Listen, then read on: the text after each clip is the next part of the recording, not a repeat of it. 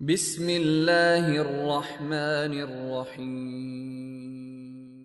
السلام علیکم محترم سامعین، حدیث رسول پاک صلی اللہ علیہ وسلم کو سن کر ثواب کی نیت کے ساتھ آگے شیئر کر دیا کریں، جزاک اللہ۔ رسول اللہ صلی اللہ علیہ وسلم نے فرمایا، قریب ہے کہ کوئی آدمی اپنے آراستہ تخت پر ٹیک لگائے بیٹھا ہو اور اس سے میری کوئی حدیث بیان کی جائے تو وہ کہے، ہمارے اور تمہارے درمیان اللہ کی کتاب کافی ہے، ہم اس میں جو چیز حلال پائیں گے اس کو حلال سمجھیں گے اور جو چیز حرام پائیں گے اسی کو حرام جانیں گے۔ تو سن لو، جسے رسول اللہ صلی اللہ علیہ وسلم نے حرام قرار دیا ہے وہ ویسے ہی ہے جیسے اللہ نے حرام قرار دیا ہے۔